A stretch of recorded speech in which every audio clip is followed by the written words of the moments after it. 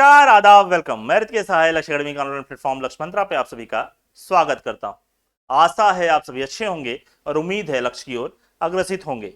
मई माह का current affairs लेके सामने प्रस्तुत हूं, तो बिना समय के बाद शुरू करते हैं आज के सुविचार से। आज का सुविचार कहता है, पढ़ो लिखो लड़ो हंसो रो कुछ भी करो। जी हां, पढ़ो लिखो लड़ो हंसो कुछ भी करो, लेकिन जो सपना देखा है दोस्तों, लेकिन जो सपना देखा है उसे हर हाल में पूरा करो। तो जो सपना है, जो लक्ष्य है, जो निर्धारित है, जिसके लिए आपका जन्म हुआ है, उसे पूरा करना अनिवार्य है, जिसके लिए सारी आपकी मेहनत है। पढ़ते हैं प्रश्न की तरफ। पहला प्रश्न देखते हैं क्या है। पहला प्रश्न देखेंगे, जवाहरलाल नड्डा की 100वीं जयंती को चिन्हित करने के लिए भारत सरकार ने कितने रुपए का स्मारक सिक्का जारी किया, निर्णय लिया? 75, 100, 50, 200। देखिएगा, यहां पे एक वर्ड यूज किया गया है, स्मारक सिक्का, है ना। एक वर्ड इन्होंने यूज किया, क्या? स्मारक सिक्का। तो स्मारक सिक्का जो होता है, ये किसी भी विशेष स्थिति पे स्मृति के लिए लगाया जाता है। क्या किया जाता है? जयंती को चिन्हित किया गया। देखिए आप यहां लिखा ना, जयंती को चिन्हित किया गया। तो किसी भी स्मृति के लिए सिक्के मुख्य रूप से दो प्रकार के होते हैं। एक होता है स्मारक सिक्का और एक होता है चलन सिक्का। तो चलन सिक्का वह सिक्का होता है जो हमारे आपके जेबों में पाया जाता है, जो बैंकों द्वारा हमें दिया जाता है खर्च करने के लिए, है ना। और स्मारक सिक्का वह होता है जो आरबीआई के संग्रहालय में रखा जाता है, देखने के लिए कि हाँ इस अवसर पर यह सिक्का जारी किया गया, है ना। तो इस प्रकार से दो प्रकार के सिक्के होगा, चलन और स्मारक। उनमें से कितने रुपए का सिक्का जारी किया गया? तो सही आंसर क्या हो जाएगा? सही आंसर इसका हो जाएगा 100 रुपए का सिक्का। जी हाँ, 100 रुपए का सिक्का जारी किया गया जवाहरलाल नड्डा की 100वीं जयंती के अवसर पर। तो 100 यहां भी है और 100 यहां भी है, आप इसे इसको याद रख सकते हैं। देखते हैं कौन थे भाई साहब ये। तो देखिएगा, भारत सरकार जवाहरलाल नड्डा की जन्म शताब्दी को चिन्हित करने के लिए 100 रुपए का सिक्का, स्मारक सिक्का जारी करेगी लोकमत ग्रुप ऑफ न्यूज पेपर्स। जी हाँ, बहुत ही चर्चित नाम है लोकमत न्यूज का, न्यूज़पेपर का। लोकमत न्यूज के संस्थापक हैं ये। कौन है? लोकमत न्यूज के संस्थापक हैं। और सिक्का जो जारी किया जा रहा है वो भारत सरकार टकसाल मुंबई में स्थापित, मुंबई में इसका निर्माण किया जा रहा है। इसका कुल वजन 32 ग्राम होगा, जिसमें से 50% चांदी, 40% तांबा और 5% निकल तथा 5% दस्ता होगा। सिक्के की परिधि जो है, जो गोलाई है सिक्के की, वो कितनी है? 44 मिलीमीटर, है ना। तो यह सिक्का जो है, 100 रुपए का सिक्का, जवाहरलाल नड्डा की शताब्दी, जन्म शताब्दी को चिन्हित करने के लिए जारी किया गया, मुंबई द्वारा छापा जाएगा। और यह इसका पूरा डिस्क्रिप्शन मैंने आपको यहां बता दिया। ठीक है, याद रखना क्या है कि किससे संबंधित है, तो लोकमत ग्रुप ऑफ न्यूज़पेपर से यह इनका संबंध माना जाता है। चलो बढ़ते हैं अगले प्रश्न की ओर। बिना समय के बाद, समय बहुत महत्वपूर्ण है। मियां का बाड़ा रेलवे स्टेशन का नाम बदलकर महेश नगर हाल्ट कर दिया गया। यह स्टेशन किस राज्य में स्थित है? आपको पता है रेलवे स्टेशन के नाम बदलने हैं, रेलवे स्टेशन का नाम बदला है। और स्टेशन का पूरा नाम क्या था? मियां का बाड़ा नाम था, और उसका नाम नया आया। क्या आया? महेश नगर हाल्ट आया। आपको बताना है कि निम्नलिखित में से कौन सा ऑप्शन मध्य प्रदेश, राजस्थान, पश्चिम बंगाल और उत्तर प्रदेश इसमें से सही आंसर है। देखिएगा, इसका सही आंसर है राजस्थान। जी हाँ, राजस्थान में महेश नगर हाट नाम के नए रेलवे स्टेशन का नाम रखा गया है, जिसका पुराना नाम मियां का बड़ा था। आपको बता दें, रेलवे जो है वो तो केंद्र सरकार की संपत्ति है, केंद्र सरकार द्वारा देखा जाता है, लेकिन रेलवे स्टेशन के नाम परिवर्तित करना राज्य सरकार के हिसाब किताब में आता है। ठीक है, राज्य सरकार द्वारा किसी भी राज्य में जो रेलवे स्टेशन आता है उसका नाम क्या होगा, इसकी पूरी जिम्मेदारी राज्य सरकार की होती है। तो राज्य सरकार जो है राजस्थान वर्तमान में कांग्रेस की है, अशोक गहलोत की है, और उन्होंने इसका नाम परिवर्तित किया क्योंकि वहां की जनता जो थी उसके द्वारा जिस स्थान पे निर्मित है, ये स्थान पे स्थापित है, उसका नाम पहले मियां का बाड़ा था, जो कि हाल ही बदल करके महेश नगर हुआ, और उस स्टेशन का फिर नाम बदल करके महेश नगर हाल्ट कर दिया गया। तो सही आंसर क्या हो जाएगा? राजस्थान। चलिए बढ़ेंगे अगले प्रश्न की ओर। पेट्रोलियम और प्राकृतिक गैस मंत्रालय ने प्रधानमंत्री उज्ज्वला योजना की उपलब्धियों को प्रचारित करने के लिए किस दिनांक को उज्ज्वला दिवस के रूप में मनाने की घोषणा की? आपके सामने ऑप्शंस हैं 1, 2, 3, 4 मई, है ना। ये 4 दिवस हैं। आपको पहले बताऊं, प्रधानमंत्री उज्ज्वला योजना किससे संबंधित है? तो आप सभी को पता है, एलपीजी कनेक्शन को बांटने से संबंधित है। एलपीजी कनेक्शन बांटने में सबसे अव्वल स्थान किसका था? तो वह था हिमाचल प्रदेश। है ना। एलपीजी कनेक्शन बांटना है, और एलपीजी कनेक्शन बांटने के लिए उसकी उपलब्धियों को प्रचारित करने के लिए इसका सीधा प्रभाव पड़ता है ना। हमारे घर में हमारी माताएं बहनें, हम खुद जब भोजन बनाते हैं तो बहुत सुविधा हो जाती है एलपीजी कनेक्शन होने से। पहले क्या था, पहले हम धुआं में करते थे, पहले माताएं बहनें जो बनाती थी धुआं में बनाती थी, लकड़ी जलाती थी, पत्ते जलाती थी, उससे बहुत नुकसान होता था, बहुत सारी बीमारियां पैदा होती थी, जिस पे प्रधानमंत्री मोदी ने देखा और उन्होंने कहा कि नहीं, ये उनका मूलभूत अधिकार है, जो किचन में काम करते हैं, जो किचन में काम बनाते हैं खाना, उनके लिए कनेक्शन आवश्यक है। चलिए, तो उसका सही आंसर होगा 1 मई। जी हाँ, 1 मई को उज्ज्वला दिवस मनाया जाएगा, क्योंकि 1 मई को ही शुरुआत हुई थी उज्ज्वला योजना की। चलिए देख लेते हैं थोड़ा सा इसके बारे में। तो देखिएगा, प्रधानमंत्री उज्ज्वला योजना की शुरुआत जो हुई थी 1 मई 2016 को हुई थी, और प्रधानमंत्री द्वारा इसको सीधे गरीबी रेखा से नीचे बीपीएल परिवारों में हर एक परिवार में एलपीजी मुफ्त कनेक्शन देने की बात की गई थी। एलपीजी का फॉर्म आपको पता है, लिक्विफाइड पेट्रोलियम गैस, हिंदी में बोलेंगे तरलीकृत पेट्रोलियम गैस। और इसको कनेक्शन प्रदान करने की दिशा में एक महत्वपूर्ण कदम था। प्रधानमंत्री उज्ज्वला योजना की जो शुरुआत हुई, वो पहली शुरुआत कहां हुई, वो पहली शुरुआत हुई बलिया में।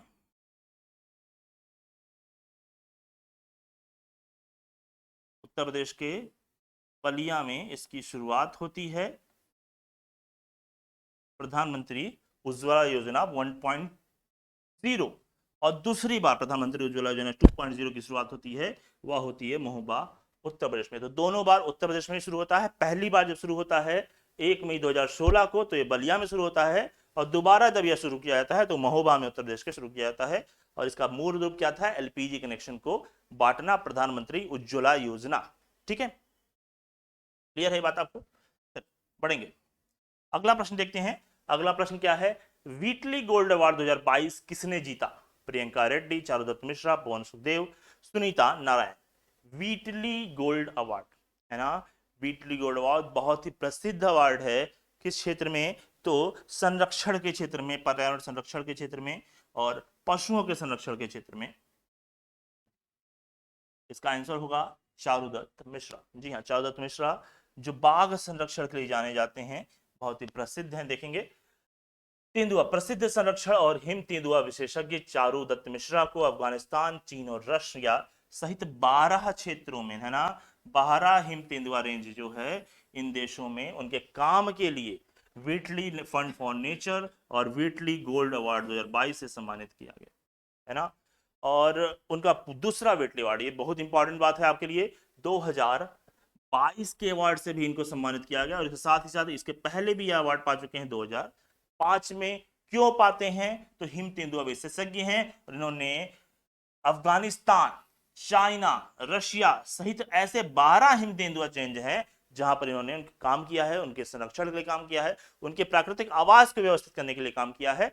इसके लिए इन्हें सम्मान दिया गया व्हिटली फंड फॉर नेचर के व्हिटली गोल्ड अवार्ड के द्वारा। आपको क्वेश्चन एक और तैयार हो रहा है यहाँ पे, अगर क्वेश्चन बनता है व्हिटली गोल्ड अवार्ड 2022 किसके द्वारा दिया जाता है, किस संस्थान के द्वारा दिया जाता है, तो आप आंसर दे सकते हो WEN या फिर व्हिटली फंड फॉर नेचर के द्वारा दिया जाता है। और चारुदत्त मिश्रा का यह दूसरा पुरस्कार है। इसके पहले यह सेम पुरस्कार इन्हें 2005 में दिया गया था और दोबारा 2022 में दिया जा रहा है। ठीक है, हिम तेंदुआ का नाम आया है, स्नो लेपर्ड कहते हैं। आपको ध्यान होना चाहिए, स्नो लेपर्ड भारत के एक केंद्र शासित प्रदेश का राजकीय पशु है।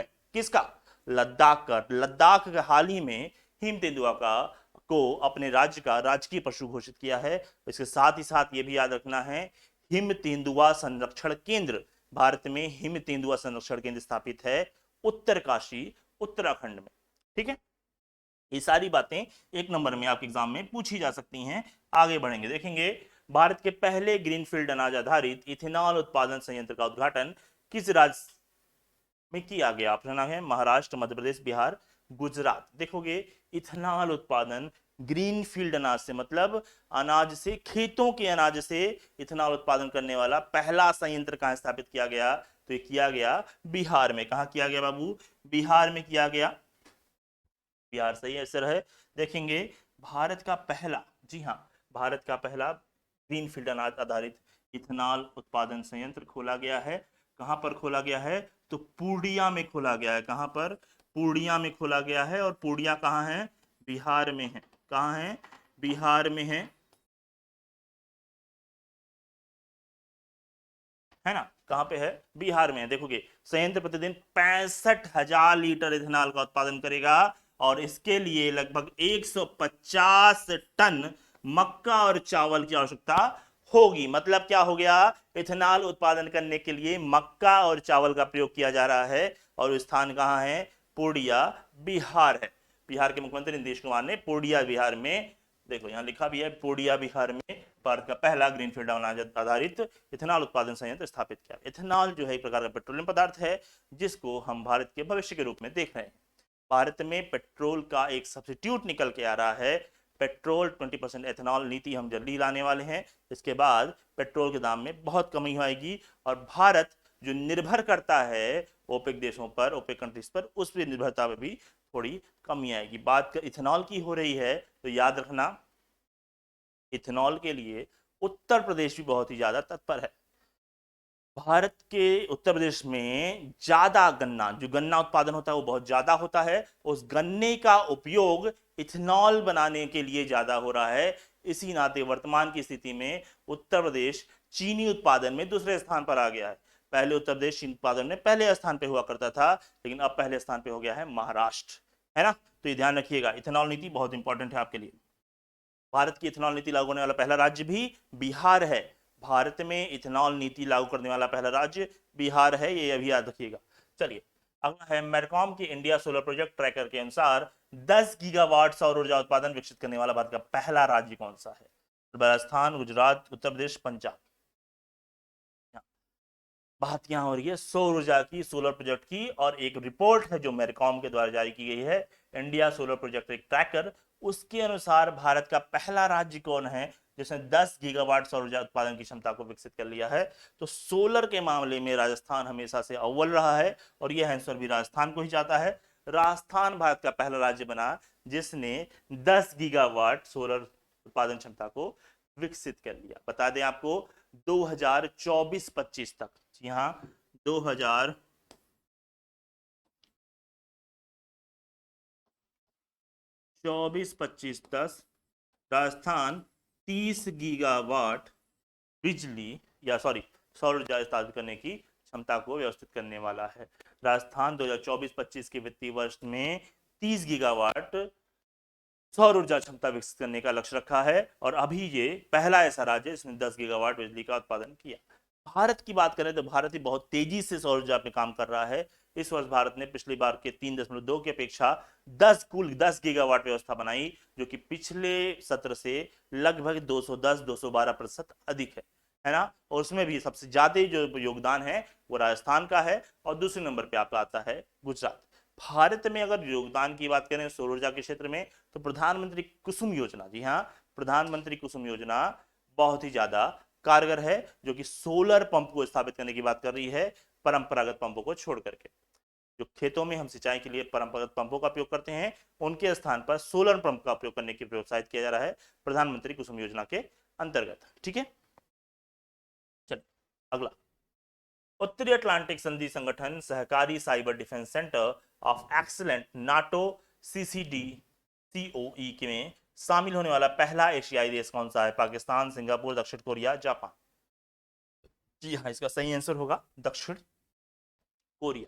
देखेंगे दक्षिण कोरिया पहला ऐसा देश बना, दक्षिण कोरिया उत्तरी अटलांटिक संधि संगठन सहकारी cyber defence centre of excellence, जी हाँ, नाटो सीसीडीसीओई में शामिल होने वाला पहला एशियाई देश बन गया। और अब कुल नाटो इसमें शामिल आधारित सदस्यों की संख्या कितनी हो गई, 32 हो गई। कितनी हो गई, 32 हो गई, जिसमें 27 सदस्य नाटो के हैं और 5 गैर नाटो सदस्य राज्य भी इसमें शामिल है। देखो क्या है, नाटो की व्यवस्था क्यों की गई, सैन्य संगठन है, सैन्य सुरक्षा संगठन है, और सैन्य सुरक्षा संगठन वर्तमान की लड़ाई गोली से तो हो ही रही है, इसके साथ साथ साइबर सुरक्षा भी बहुत आवश्यक है। तो साइबर के क्षेत्र में सुरक्षा के लिए वो भी किन देशों का, नाटो देशों के साइबर सुरक्षा को व्यवस्थित करने के लिए इसकी शुरुआत की गई। इसकी स्थापना होती है 2008 में। कब होती है, 2008 में।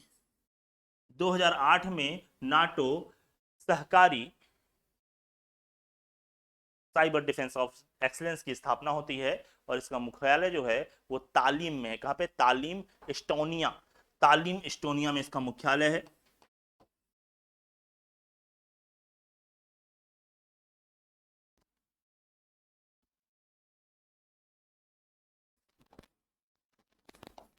तालीम एस्टोनिया में इसका मुख्यालय है। इस नाटो CCDCOE का मुख्यालय है और जो मुख्य रूप से नाटो देशों के साइबर सुरक्षा की बात करती है।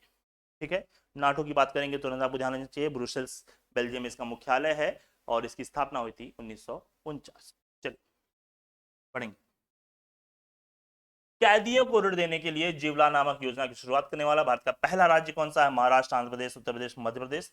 देखो, कैदियों को ऋण देना, कैदियों को क्या देना? ऋण देना। और जीवला जो है एक महाराष्ट्र भाषा में महाराष्ट्रीय शब्द है, मराठी शब्द है। तो जीवला का अर्थ होता है स्नेह। क्या होता है? जीवला का अर्थ होता है स्नेह। तो ये शुरुआत कहाँ हुई होगी? निश्चित रूप से आपको अर्थ लग गया होगा। इसकी शुरुआत होती है महाराष्ट्र में। कहाँ होती है?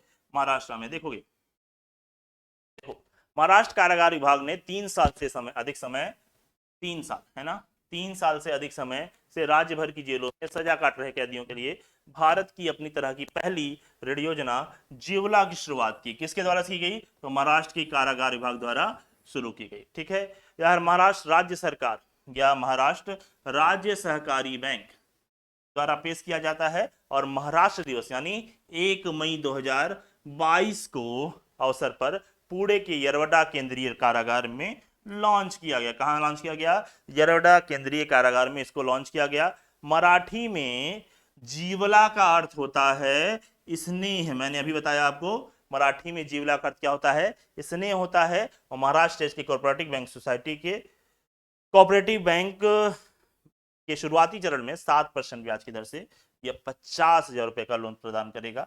तो कुल मूल मिलाकर क्या हो गया? कहां लॉन्च होता है? महाराष्ट्र कारागार विभाग द्वारा लॉन्च होता है। 3 साल से अधिक समय में राज्य भर में लॉन्च हुआ है काट रहे लोगों के लिए जीवला योजना, जो कि महाराष्ट्र राज्य सहकारी बैंक द्वारा दिया जाएगा। 1 मई 2022 को लॉन्च होगा, यरोडा केंद्रीय कारागार में लॉन्च हुआ और यह 7% की ब्याज की दर से 50,000 रुपए आपको लोन प्रदान करेगी। ठीक है, क्लियर है ना? स्क्रीनशॉट ले लीजिएगा और बढ़िए आगे। स्काई ब्रिज 721 नामक दुनिया का सबसे लंबा सस्पेंशन फुट ब्रिज किस देश में खोला गया? यहां समझना होगा, यहां क्या समझना होगा? यहां समझना होगा कि स्काई ब्रिज 721 क्या? तो एक ब्रिज है भैया, जिसको नाम आपने दिया स्काई ब्रिज,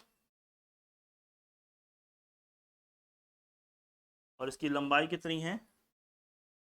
721 मीटर। तो कुल मिला के स्काई ब्रिज 721 मीटर जो है, यह दुनिया का सबसे लंबा सस्पेंशन फुट ब्रिज है। और ये स्थापित कहाँ हुआ था? तो चेक गणराज्य, रोमानिया, स्लोवाकिया, लिथुआनिया। 4-5 ऑप्शन आपके सामने हैं। इसका सही आंसर होगा चेक गणराज्य। क्या आंसर होगा? चेक गणराज्य इज द राइट आंसर। देखोगे, चेक गणराज्य का नाम जब भी आएगा, राजधानी याद रखना प्राग। क्या राजधानी रखना? प्राग इसकी राजधानी है। क्या है? प्राग। और इसके अलावा क्राउन इसकी मुद्रा है ना? क्राउन क्या है? इसकी मुद्रा है। देखो, चक गणराज्य हाल ही बहुत चर्चा में था। संयुक्त राष्ट्र मानवाधिकार परिषद, अलग फैक्ट है जोड़ रहा हूं, संयुक्त राष्ट्र मानवाधिकार परिषद द्वारा रशिया के स्थान पर चक गणराज्य को स्थान दिया गया। मतलब कि संयुक्त राष्ट्र मानवाधिकार परिषद के सदस्य के रूप में रशिया था, जिसको रशिया को हटाया गया, रशिया पर प्रतिबंध लग गया है और अब उनके स्थान पर किसको लिया गया?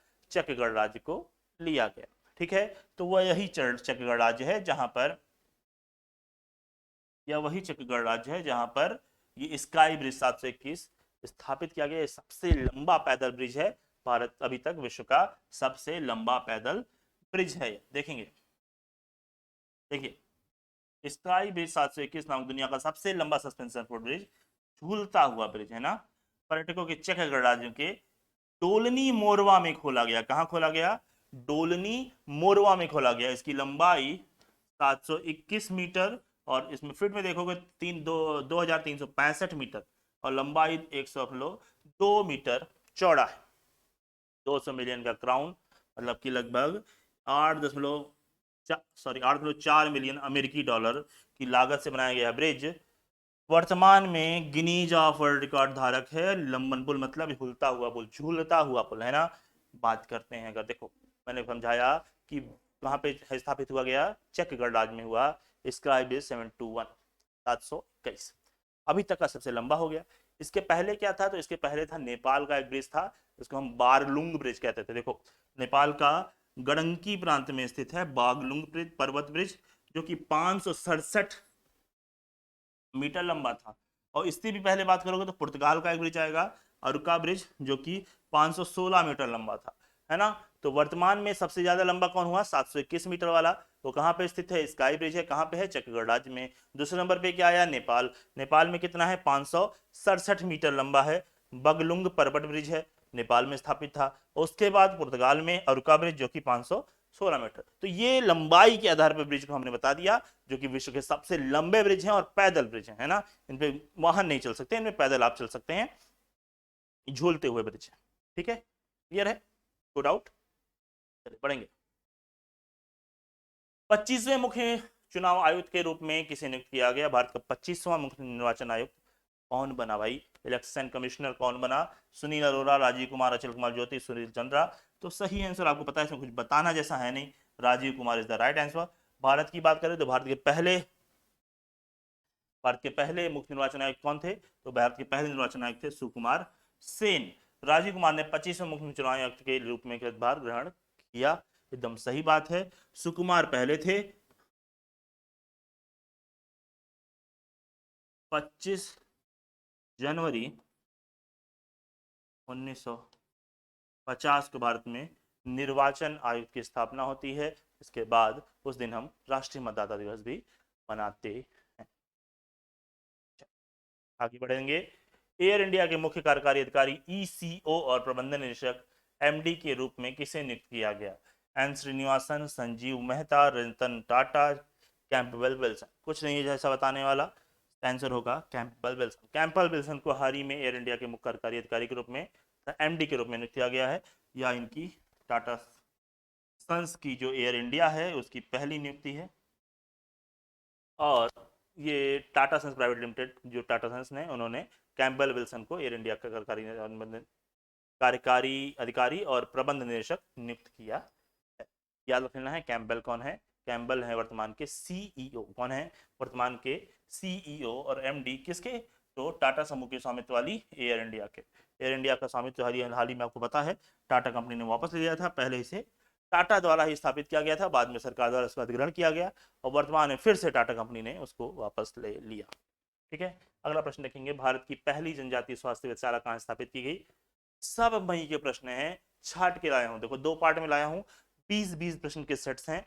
आप जल्द ही दोनों आपके पास पहुंच जाएगा ये वीडियो, अगर आप देख रहे हैं इसे तो बहुत आसानी से 20 क्वेश्चन, तो जो पूरे मई से केवल 40 क्वेश्चन आने वाले मैंने आपके छाट के लिए रख दिए हैं, आपको और पढ़ना ही नहीं है कुछ मई में, है ना।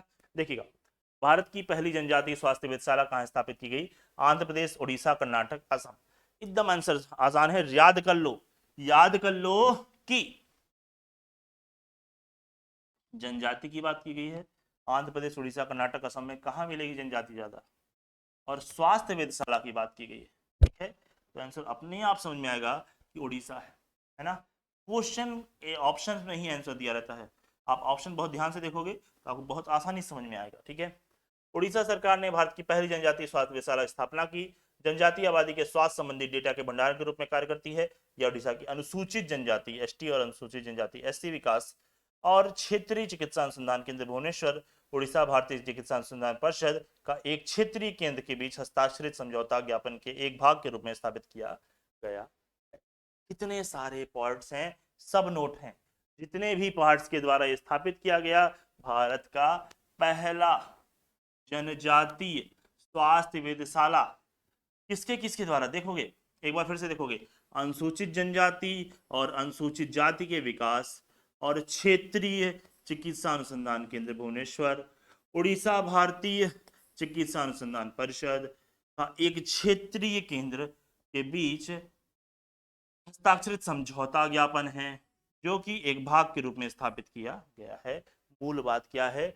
वेधशाला है, रिसर्च सेंटर है, स्वास्थ्य वेधशाला है, जो कि जनजाति जो आबादी है उनके स्वास्थ्य संबंधी डेटा को प्रोवाइड करेगा।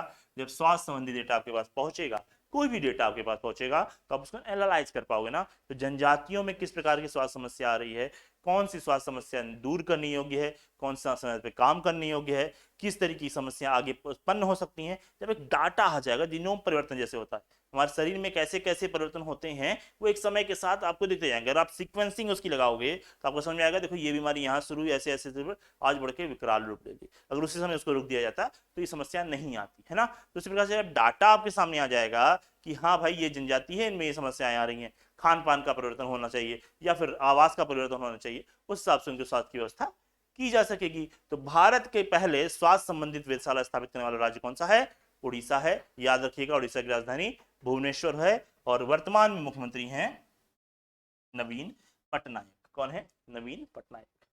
भारतीय अंतरिक्ष अनुसंधान संगठन की किस वर्ष तक शुक्र के लिए एक मिशन की योजना बनाई है? दिसंबर 2028, दिसंबर 2024, दिसंबर 2026, दिसंबर 2023। तो भैया एक बात तो क्लियर है, दिसंबर इज द राइट आंसर। क्या आंसर है? दिसंबर इज द राइट आंसर। अब पता करना है सन कौन सा था, 24 है कि 23 है कि 26 है कि 28 है। तो बता दें आपको, इसरो 15 अगस्त है ना। इसरो इसरो जो भारत की अंतरिक्ष एजेंसी है, इनकी स्थापना होती है 15 अगस्त 1969। 15 अगस्त 1969।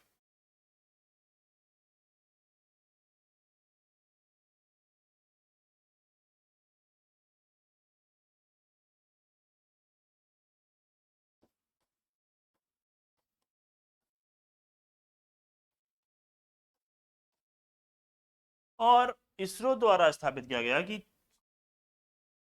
दिसंबर 2024 तक शुक्रयान की शुरुआत की जाएगी। इसकी शुरुआत की जाएगी, शुक्रयान की शुरुआत की जाएगी।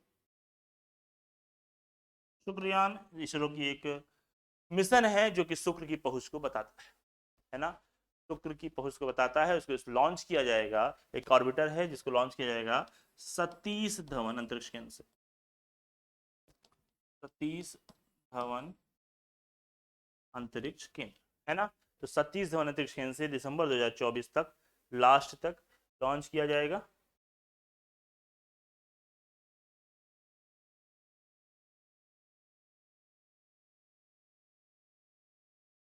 दिसंबर 2022 तक लॉन्च किया जाएगा।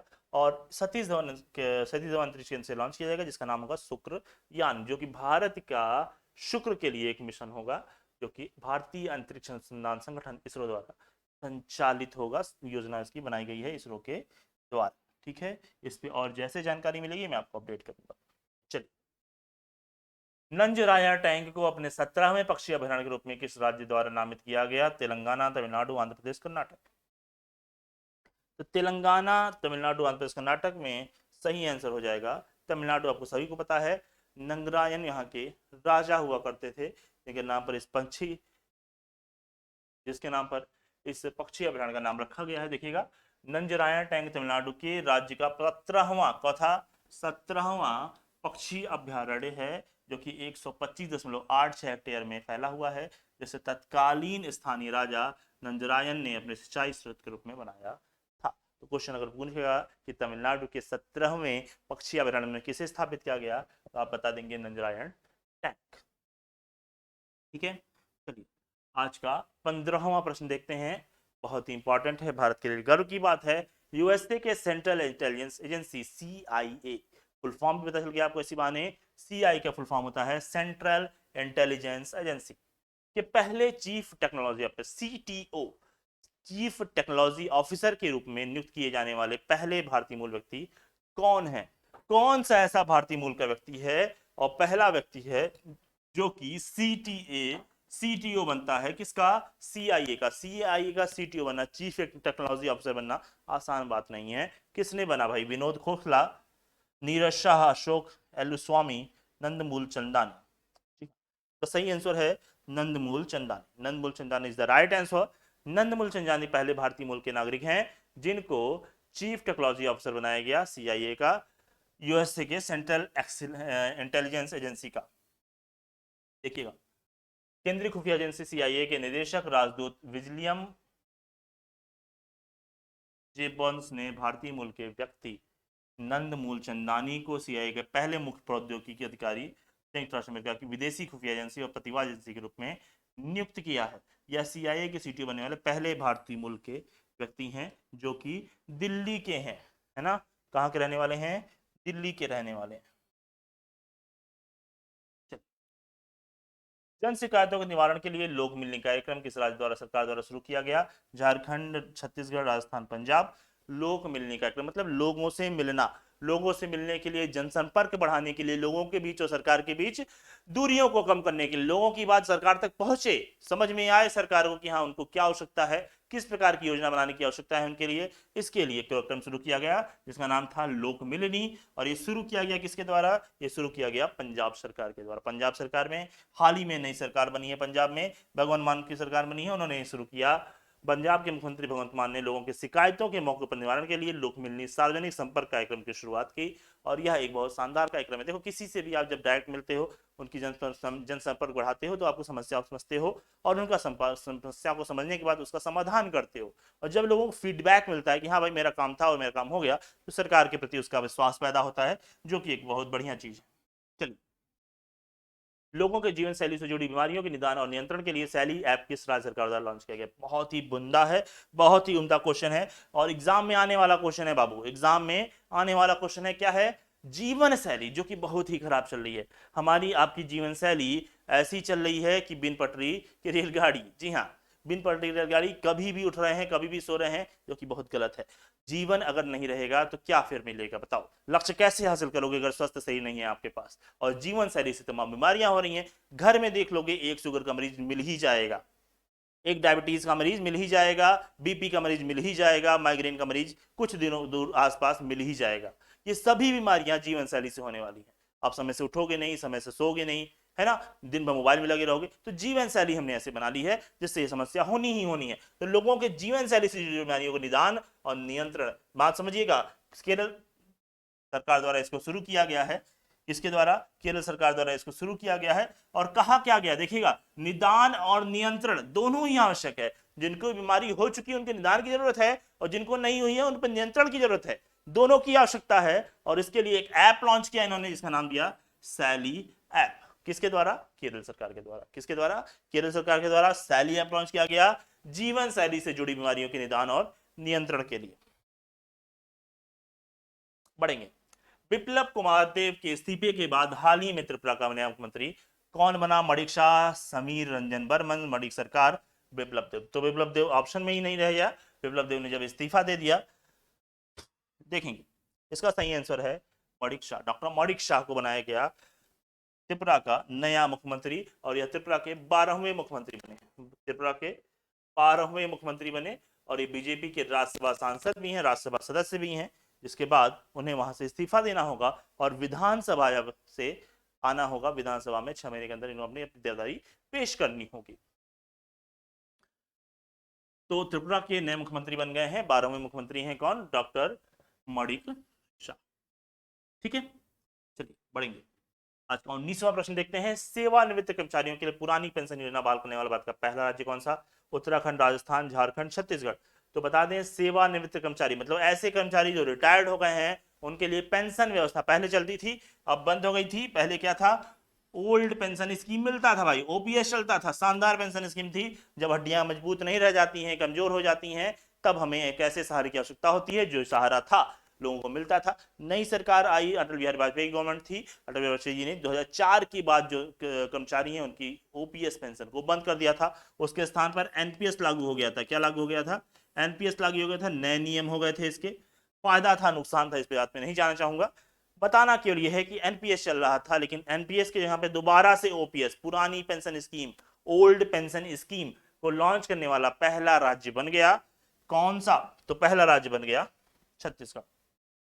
छत्तीसगढ़ का सही आंसर है। क्वेश्चन ध्यान देना, क्वेश्चन पूछेगा ओपीएस स्कीम को लॉन्च करने वाला पहला राज्य छत्तीसगढ़, ओपीएन स्कीम्स की घोषणा करने वाला पहला राज्य, तो फिर आंसर होगा राजस्थान।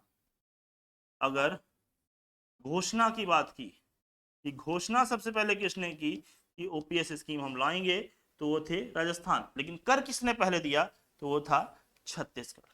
ठीक है, अंतर समझिएगा दोनों का। आज का अंतिम प्रश्न, विश्व का सबसे लंबा कांच का बॉटम ब्रिज कहां स्थापित किया गया, किस देश में स्थापित है, वियतनाम, थाईलैंड, चीन, जापान। तो देखिए विश्व का सबसे लंबा कांच का ब्रिज, कांच का बॉटम ब्रिज जिसपे चला जा सके, पैदल चल सकते हैं, वो कहां पे स्थित है, वो स्थित है वियतनाम में। क्या आंसर होगा, वियतनाम में। बात करें अगर भारत की, भारत का सबसे लंबा या भारत का पहला कांच ब्रिज कहां पे है, तो भारत का पहला कांच ब्रिज ऋषिकेश में है, लक्ष्मण झूला के बगल में। जी हाँ, लक्ष्मण झूला में भारत का पहला कांच ब्रिज है। बात करेंगे दक्षिण भारत की, सॉरी उत्तर भारत की, बात करें अगर उत्तर भारत की, तो उत्तर भारत का पहला कांच ब्रिज है बिहार में। कहां पे, बिहार के नालंदा डिस्ट्रिक्ट में, नालंदा में एक स्थान राजगीर है जहां पर कांच का ब्रिज स्थापित किया गया। तो भारत की अगर बात करें तो ऋषिकेश और नालंदा का राजगीर होगा। और विश्व का सबसे लंबा अगर पूछता है तो इसका सबसे लंबा होगा वियतनाम में। वियतनाम की राजधानी आपको बता दें, वियतनाम की राजधानी है हनोई। वियतनाम की राजधानी है हनोई, और वियतनाम की मुद्रा जो है वो है डोंग। क्या है, डोंग, याद रखिएगा। चलिए आज के लिए इतना ही, जल्दी भी लेंगे अगले वीडियो में। तब तक के लिए अपना ख्याल रखिएगा, खूब खुश रहिएगा और पढ़ाई करते रहिएगा। जय हिंद।